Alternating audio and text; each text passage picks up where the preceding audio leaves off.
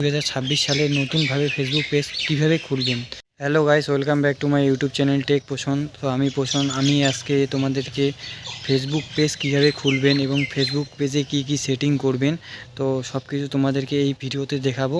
তো দেখতে থাকো সম্পূর্ণ ভিডিওটা। যদি ভালো লেগে থাকে তো একটা লাইক আর একটা সাবস্ক্রাইব করে দিও।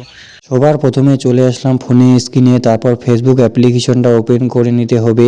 আমার ফেসবুক অ্যাপ্লিকেশনে নেট একটু কম পাচ্ছে, তাই লোডিংয়ের জন্য সময় নিচ্ছে। তো সাইডে দেখতে পাচ্ছ থ্রি লাইনে চলে যাব।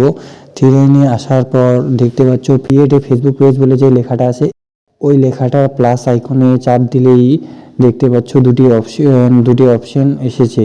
তো তোমাকে প্রথমে যে ক্রিয়েট এ ফেসবুক পেজ বলে যে অপশনটা আছে ওটা সিলেক্ট করতে হবে। তারপর পেজ নেম যে লেখাটা আছে তার মধ্যে তোমার পেজের যে নামটা তুমি দিবে সেই নামটা দিতে হবে।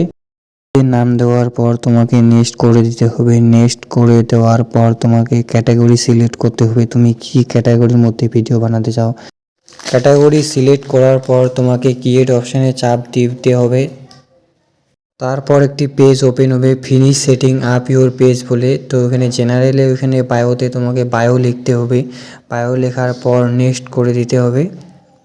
নেক্সট করে দেওয়ার পর আরেকটি পেজ ওপেন হবে অ্যাকাউন্ট দিয়ে, ওইখানেও নেক্সট করে দিতে হবে। তারপর একটি পেজ ওপেন হবে কাস্টমাইজ ইউর পেজ বলে, ওইখানেও নেক্সট করে দিলে ইনভাইট ফ্রেন্ডস, তুমি এইখান থেকে তোমাদের ফ্রেন্ডদের ইনভাইট করতে পারবে। এইখান থেকে নেক্সট করে দেওয়ার পর দেখতেই পাচ্ছ আরেকটি পেজ ওপেন হয়ে গেল। এইখান থেকে টার্ন করে দিলেই তোমাদের ফেসবুক পেজ ক্রিয়েট হয়ে যাবে।